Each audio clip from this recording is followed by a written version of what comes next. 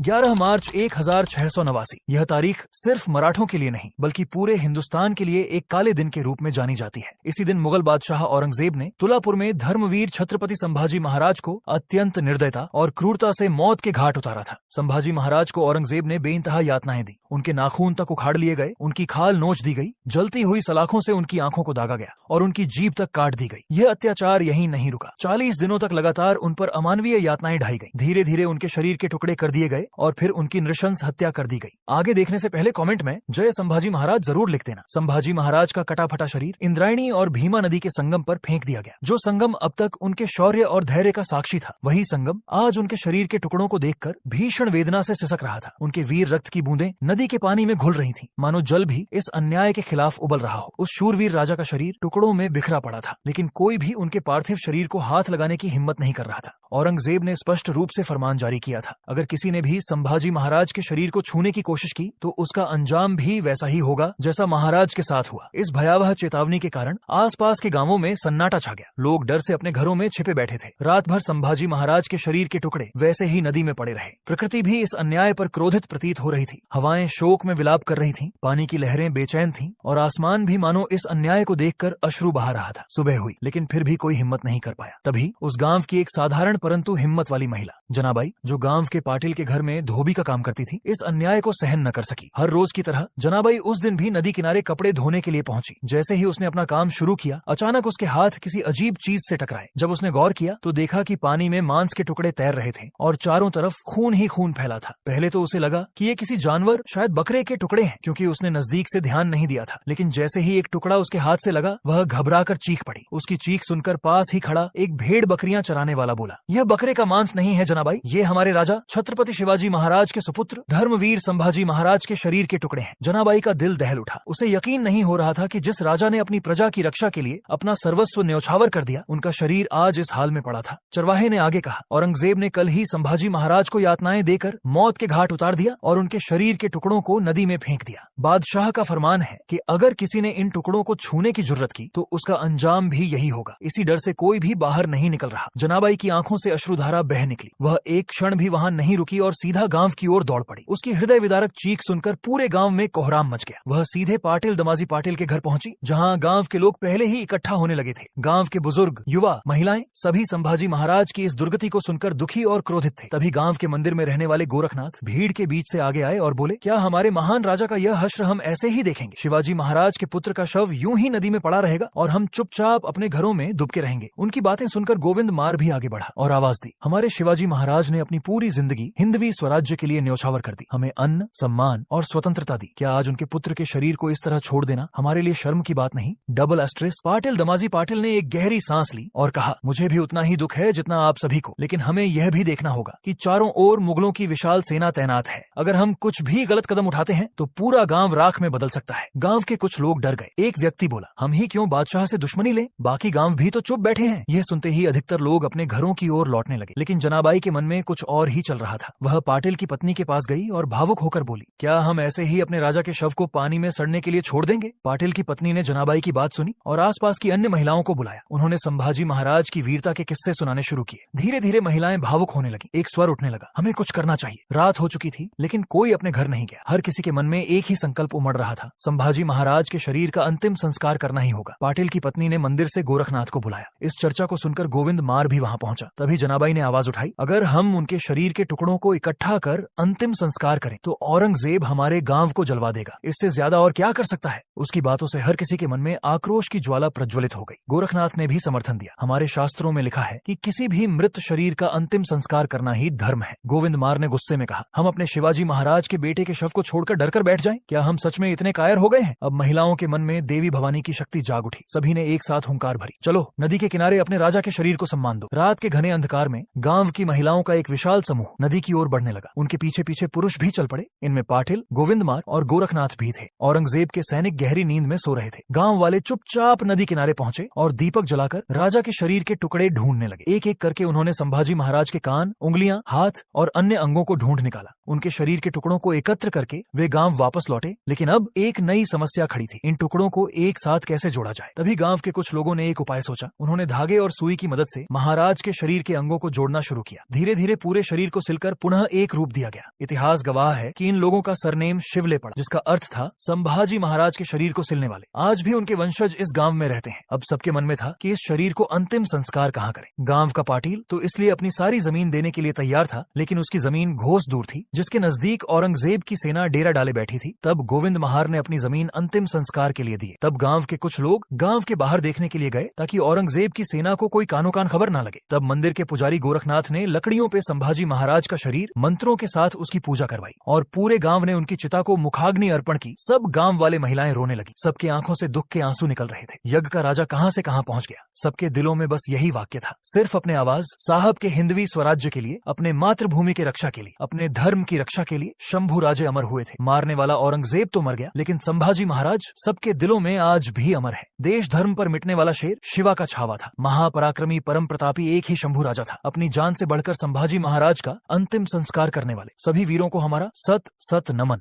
आपको यह वीडियो कैसा लगा हमें कमेंट करके जरूर बताओ। वीडियो को लाइक और चैनल को सब्सक्राइब जरूर करें। तब तक के लिए हर हर महादेव,